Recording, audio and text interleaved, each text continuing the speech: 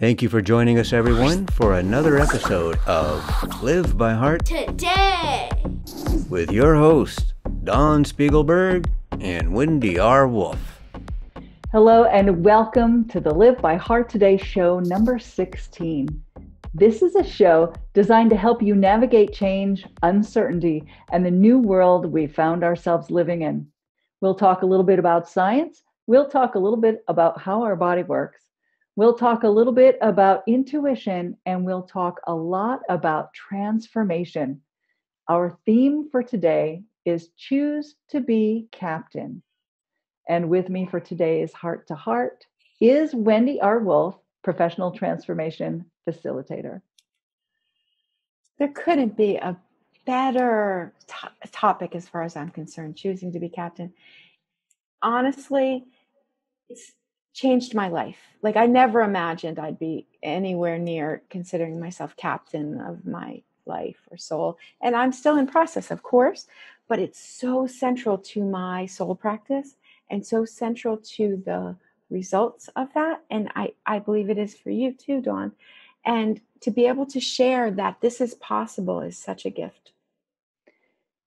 You're absolutely right. Choosing to be captain is being empowered, which is what so many women are wishing for and talking about today. Mm-hmm. And in order to make it down that path, to get started, we're going to do a quick review of our last show's highlights, which include choices and believing you have a choice, Mm-hmm. believing that the choice you make matters and is important. Yeah. Practice making choices, and that's building the muscle of choosing. Mm-hmm. Allowing for change, because stasis is relatively not great, and it's shown time and time again, right? Change is important. It's going to happen with you or without you. So change with the change. Mm-hmm. And the last one is knowing yourself well enough to do what's good and right for you. Yes. Yes. And you know what I notice as you're saying this is our old friend resistance. And we talked about this before. Hello, darkness, my old friend. Yes, we've talked about resistance before, and we'll talk about it again. Wait, did you just quote Simon and Garfunkel? Yes, I did. I love that. And I can hear it in my head now. Wow. Well done. Right? It's like, can we make friends of it? You know? Well, I realized something about resistance, and I think I mentioned it in one of our prior shows, and that is when there's resistance, right, there's some sort of irritation, right? There's something going on. And what I realized is that something doesn't match the truth or what's right or what's good for me. And it's showing me that there is a truth and that somewhere inside me, I recognize it. Yes. Right? If I'm resisting something, that means, oh, something is true and something else isn't true, which means I get to choose. Do I want to choose the thing that's not true? Oh, I could. It's tempting sometimes. It often is tempting. Yeah. I'd like to say where we trip is our treasure. And with resistance, I think it's very, very true. When I'm hitting resistance and the friction inside me and around me, and it's telling me that there's something good here. Yeah. So some of the biggest resistance I have lately is that I've changed my workouts. And right, so changing your workouts, right, that's all well and good, but that causes the body to require different and more and a variety. So the resistance I have is, ooh, I could eat this really quick thing that all I have to do is reach out and put it in my mouth. Yes. But the caloric result of that, right, negates the reason why I'm working out. So it's like, oh, I'm working out, except I want to change all the times that I chose something that created my great desire to work out more, So the resistance to something that I want. Ooh, that looks good. Oh, and my body wants it. right? My eyes see it, and my body just says, "Oh, we know I what to know do what with that that." tastes like. Yes. Yes, and so is your idea that you keep practicing the new habits and that it gets easier? Is it getting easier? Well, here's the thing. So what used to happen is my workouts would be a little more sporadic. So I would like go for a hike with the family on Sunday because that's what we like to do.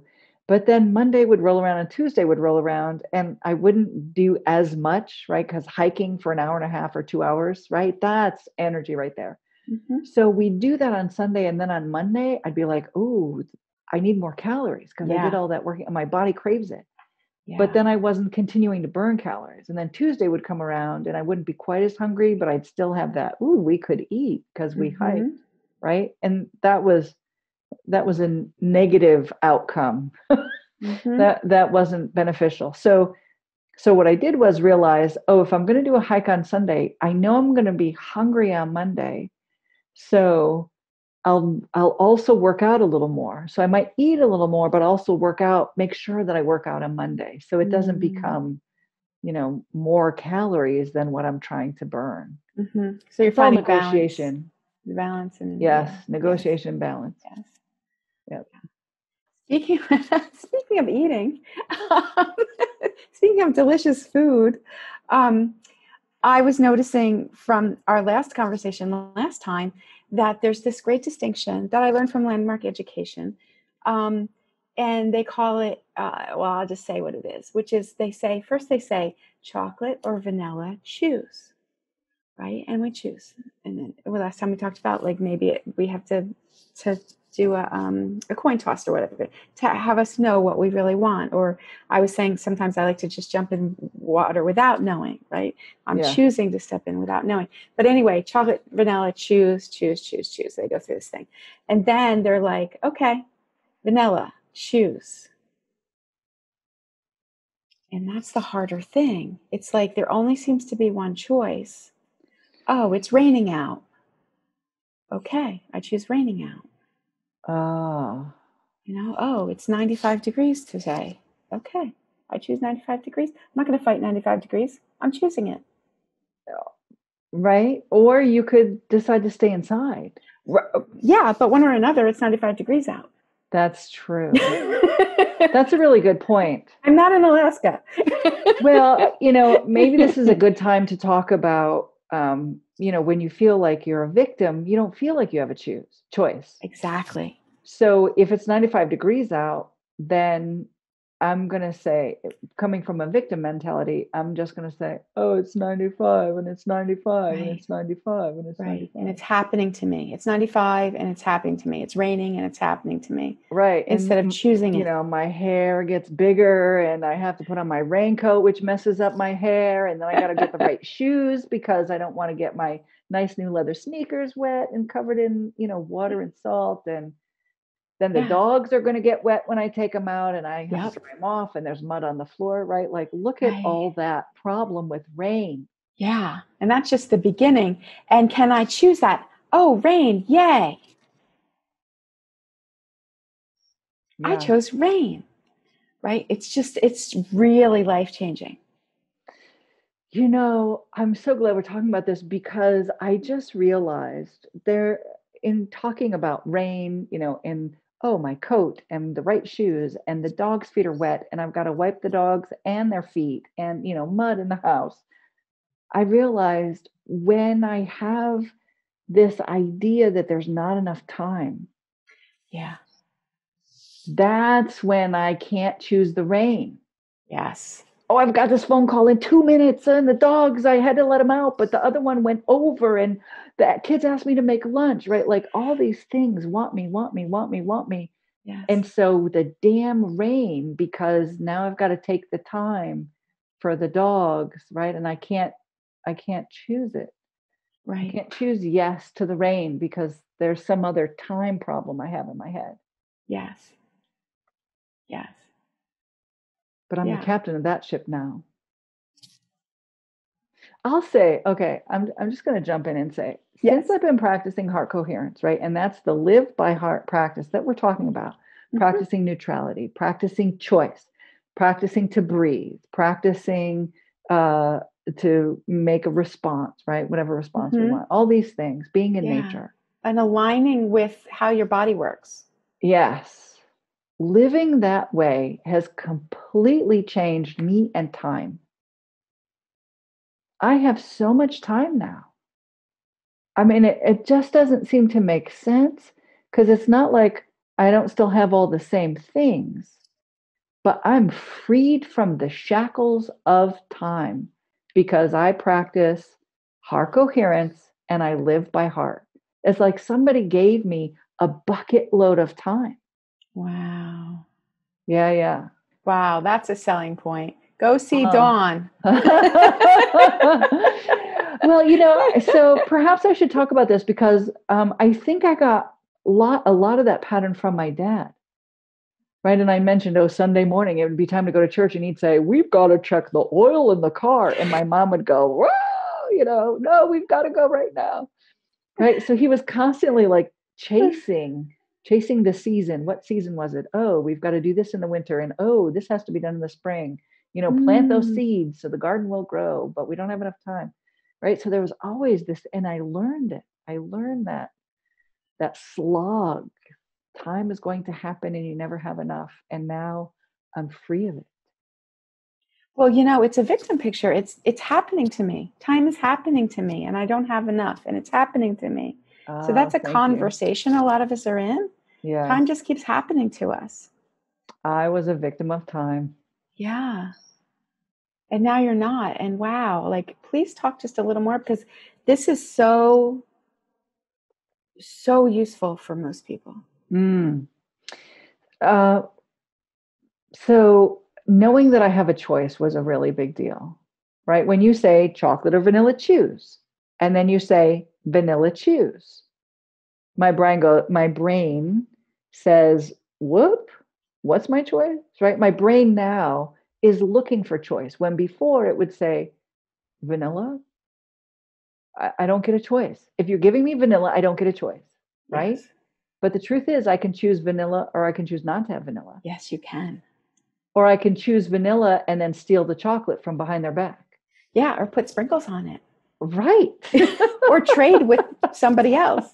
Exactly. I mean, there's a million choices. Yes. But it helps to get the vanilla. Yeah, but I didn't realize I had a choice.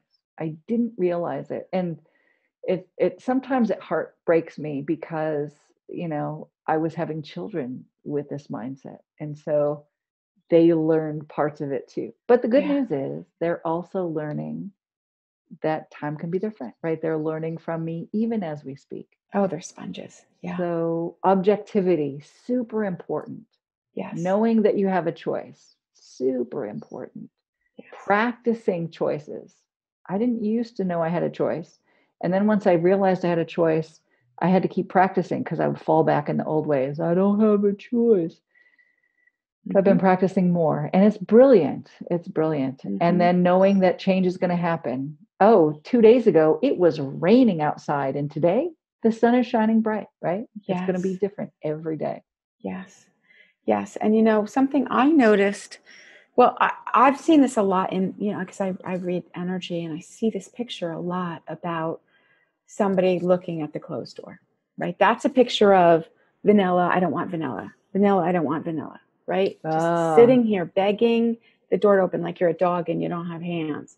The door won't open for me, but not even looking back and noticing there's an open door behind or an open window. And so hilariously, the same picture has been coming lately, but it's the opposite. It's the Flintstones where the cat gets put out in the beginning of the show. Cat gets put out, right? And the cat wants to get back in immediately because it's a cat. And right out in and then it just jumps in the window because it's a cat and it gets what it wants. That's what cats do, right? So it's just like this incredible, I don't want to pit dogs against cats where the dog is looking at the closed door and the cat is just forget this, I'm jumping in the window. But it's a totally different picture, of Yes. having that volition, knowing there's another choice and I can do it. That's beautiful because we get attached to the door. Mm-hmm.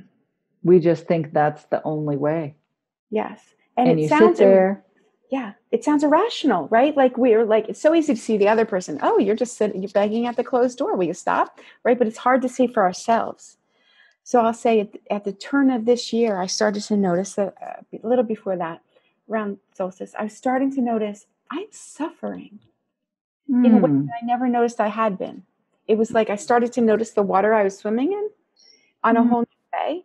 And I started being like, I'm suffering about, and I'm like, oh, I'm suffering because of that. And I started to realize like, I can let that go, like on a whole new level. I've been doing this a long time, but it was like a whole new level of, oh, once I realize I'm suffering, then I can notice why I'm suffering and I can drop it. What am Ah, I yes. suffering about? My words are, I can die to it, because it's never usually as easy as dropping it for me. I have to like really identity change. I mean, because Ah, when we change on a big level, it's an identity shift. It's not just, it's not like you saying dog drop it and they drop it. It's like I identify with that thing. That's why I'm attached to it. I think right. it's me, or I think it says something about me. So it can be a kind of a deal. So anyway, I've been practicing that. Oh gosh, it's been half a year now, more than Mm, half a year. And it's so cool. It's a whole nother level of like getting over the victim pictures, getting over the closed door, embracing vanilla. So, and it really has shifted what's going on for me. that's beautiful. It reminds me of when I did crew. So there was a short period of time when I decided I wanted to do crew, and I was afraid of drowning. Wow. So that's a big deal, right? Yeah. And it's interesting because um, I made it through the swim test. So you had to go float. Yeah. And I mentioned to you on the way to the float test, I saw a man on the sidewalk who was in cardiac arrest and his whole face was purple, right? So I thought to myself, why am I seeing a man dying on my way to the float test? Is this significant? Being blue. Right? Ah. Because I'm afraid of water. Anyway, so week after week after week, we'd be going out in the boats, and I would even get from one boat into the other. Like you'd have to crawl out of one boat and crawl into another. I was never afraid of any of that. Because I was on the water, but it was being in the water that scared the bejesus out of me. It was just so scary. And one morning, of course, it's 4:30 in the morning, and Yeah. I'm walking my oars down to the dock, and I realized to myself, why am I suffering about water? Water's so beautiful. Water is so amazing, right? There's so many fish and so many this. And I don't know how walking with oars down the dock suddenly it lifted off of me. And I Wow. was afraid because one of our tests was to flip the boat over and then get back in it, which means I Yeah. Tip had to test. be in the water. Yes. And I was afraid of that.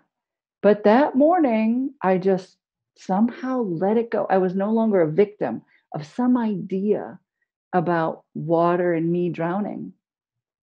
And what was beautiful is that's the morning that I did the flip test, because I was just out rowing. I was in my single boat. And there was a moment where I felt my oar crab, and I could change it so that it didn't crab, or I could hold it and flip over. And I had the choice. Wow. I recognized the choice. I had the choice, and I was okay with the choice. So I held that crab and flipped my boat over and was in the water. Why would you do Yeah. that? So I could pass the test. Oh, I see. Okay. But I chose it. There Right. was that moment in time when my oar was pulling my boat, and I could let go of the oar and allow my boat to stay steady, or I could hold on to that oar, and then the water flips you over, right? Yeah. And in that moment, because I had freed myself. I don't even know how. I had freed myself from being a victim of this idea of that I was going to drown. Yeah.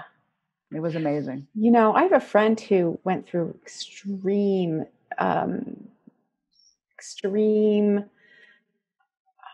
practice of what you're talking about in the military.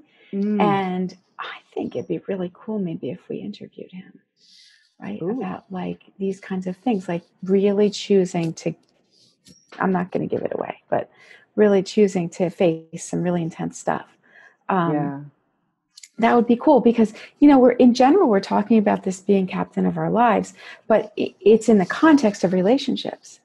And it's in the context of how, you know, I was just saying, all right, I'm letting go, but I'm letting go of identity. It's I'm dying, you know, I'm dying to self. I'm dying in my soul of who I thought I was. Like these things really help relationships.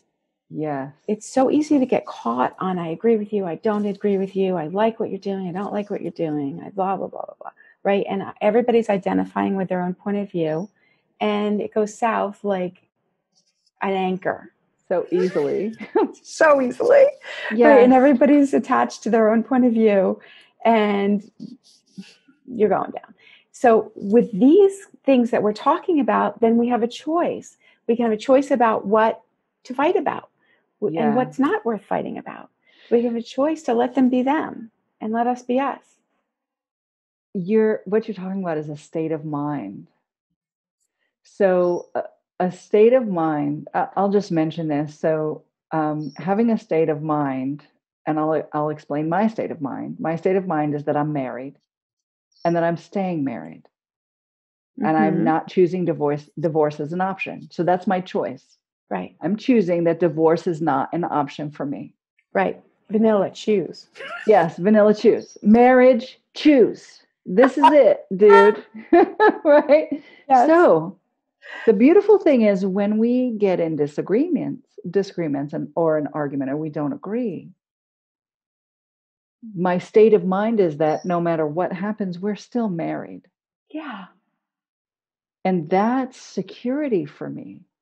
That's establishing a place for me to stand on 2 feet, that no matter what happens, and we kind of joke about, you know, oh, what happens if I become a paraplegic or, you know, I become handicapped in some way? Are you still going to stay married to me? Because you hear stories about people not staying married during those times. Right. And those are the times that are the stressors. Those are the times when, are you the captain of your ship or not? And some people do have to change their mind. They have to change their state of mind. They make a different choice. And we honor all choices, whatever the choice is for you, right? We honor all choices. Yes. But it is a choice. And this is the interesting part. Like we've both been in long-term relationships for a long time. And it like takes something, you know, it takes something. And it's like, Michael and I joke, it's like we don't even talk about breaking up. Like we talk about killing each other. We're just like not for real, but it's just like, I'd really like to wring your neck, and and then the other one jokes, it's like, you only get to do it once, make it good. That's funny. Right? You only get to do it once, and you're not going to like the results. One and done. Right? And we joke. Because it's like, and it's kind of a joke, partly because it's a death. It's an identity shift to make it through over this hurdle, yet another freaking hurdle to make it over. It's like, okay. And so anyway, I feel like around divorce, I feel like this is such an important distinction. It's like, I am not that I won't be partnered with him forever. I mean, I've made an agreement, and that agreement has gotten us through so much crap. Mm-hmm. So much crap that I don't know how we got through, grace of God. But if I choose to not be in a relationship, it's going to be a choice. It's not going to be a reaction. It's not going to be like what I say in my work is we get stuck on a picture, right? I won't die to this. It's not going to be because of that. it's going to be because I choose not to be in this relationship anymore for some reason.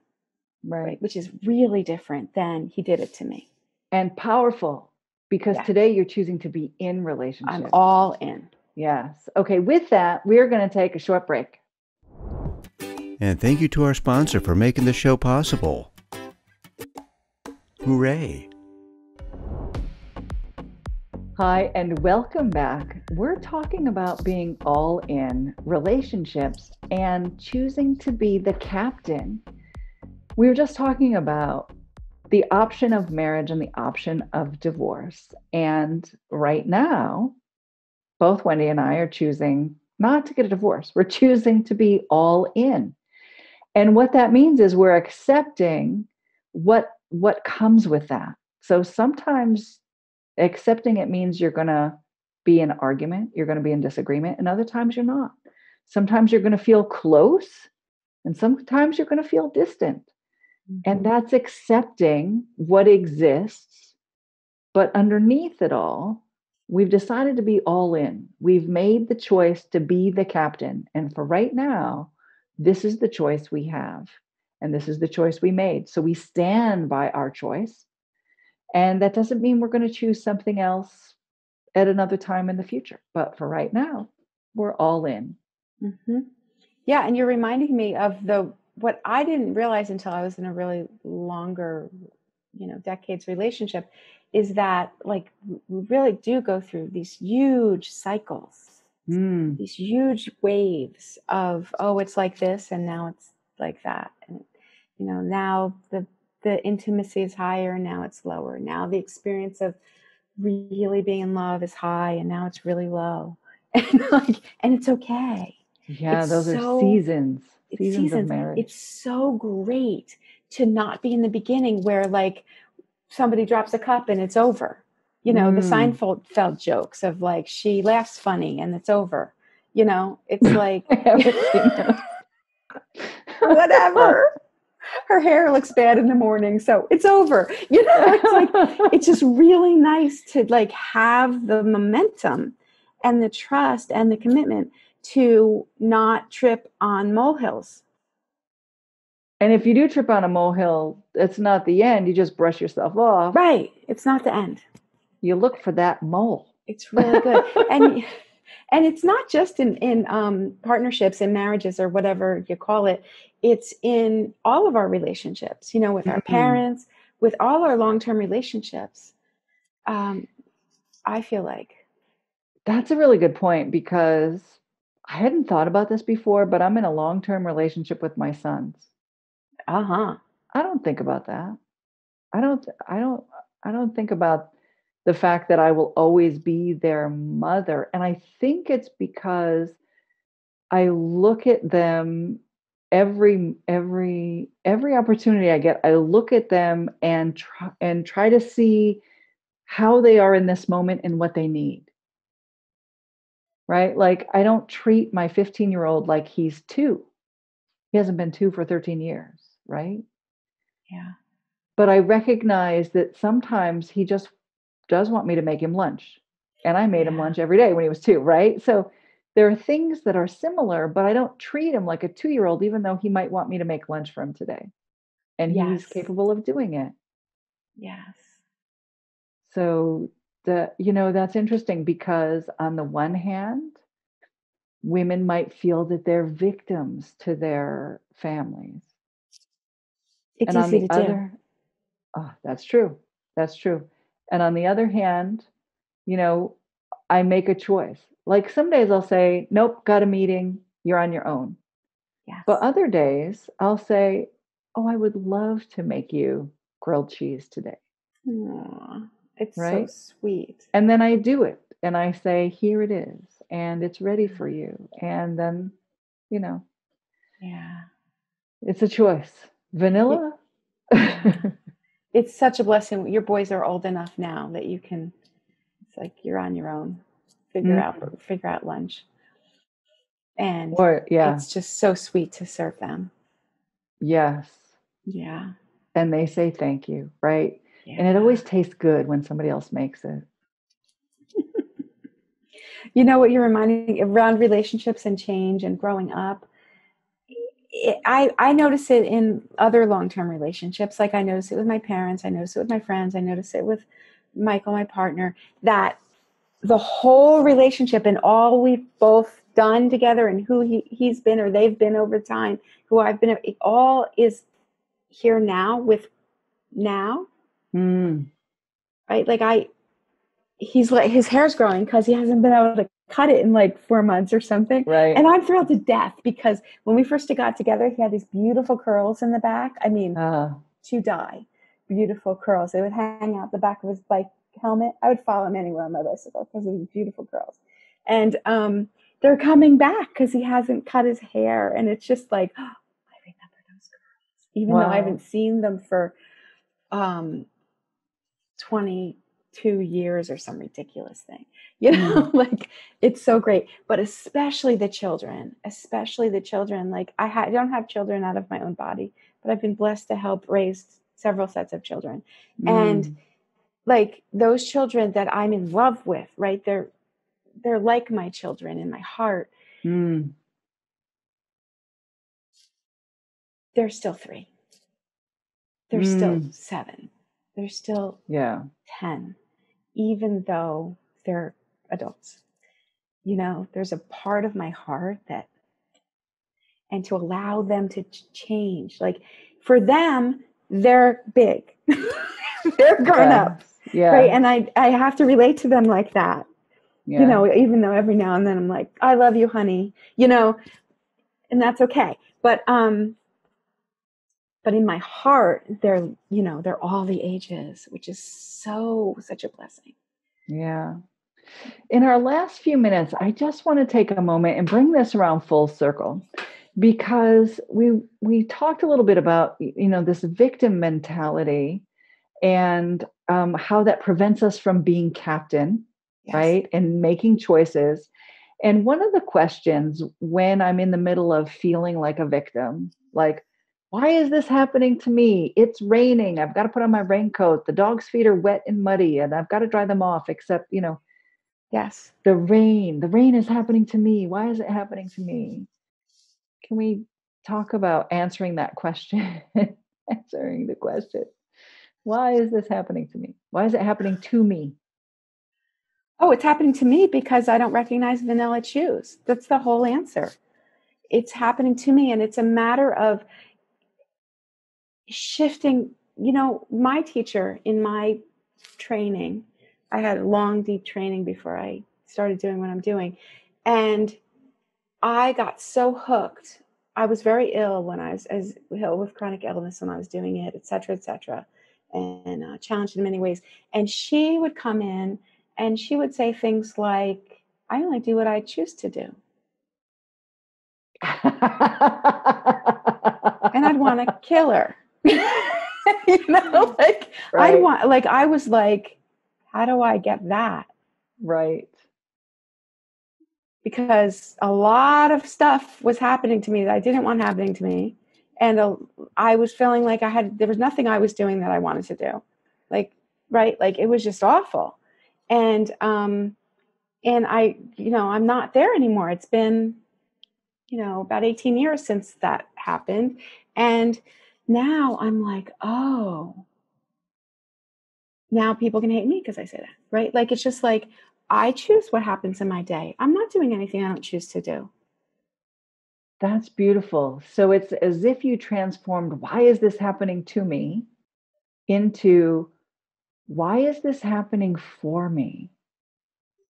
So if I'm wearing my raincoat and I'm fussing about the dogs and their muddy feet, I can change the idea of rain happening to me and say, rain is happening for my vegetables. Rain is happening for the earth, right? It shifts the focus. Yeah. And, you know, yes. And sometimes it makes sense that it's happening for me, even like where I trip is my treasure. Like, I don't want to freaking trip. I don't want to have these experiences, right? It's no fun at all. Let's just be honest. Hello. I don't want want the rain in my eyes. Right. I didn't want to trip and fall and get mud all over me on my way to like try to act like a grown-up. Right. But here I am with mud all over me. Where is the gift here? So to be looking for the gift. Yeah. And sometimes you just like, you know, sometimes I don't have to personalize it. Sometimes it's just like, I have to laugh. You know, it's like, oh, I tripped and got mud on myself, you know, more humility practice, haha. You know, it doesn't have to be like, oh, because I could get attached to finding the gift then. Like the whole point is to let go. Yeah. Like, and like eventually I will see the gift, and it might just be humility practice, or it just might be like wear shoes that don't slip in the rain. Whatever. It's like, it doesn't have to be a big deal. Right. But the point is to not suffer. Not suffer. Because we have a choice. Because we have a choice. Beautiful. Awesome. And a choice is a state of mind. Yes. And I'm very excited because I'm sure we're going to do some more talking about how bringing these distinctions to our lives and to our relationships can make such a difference for us in our world. Yes. By doing things like accepting what is, accepting that it's raining. And it's not going to stop raining because I hold my fist up. Right. Right. Awesome. Thank you, Wendy. Thank you. I so appreciate your insights. And to our audience, thank you for opening your heart to our message today. If this has spoken to you, please share with us by leaving a comment. And for more information on how you can continue the journey to live by heart and live in neutrality, objectivity, and all the wonderful things we talk about, please go to livebyhearttoday.com. Please follow and like this page, and be sure to turn on the notifications so you don't miss any of our recordings, any of our shows. And we air every Thursday at 4:44. So from our heart to yours, we're creating a better tomorrow because we live by heart today. And that concludes this portion of Live by Heart Today! Thank you for watching. View more episodes on our YouTube channel. Don't forget to like and subscribe. Let's give a shout out to our sponsors. Thank you, We Are Storically, for making this show possible.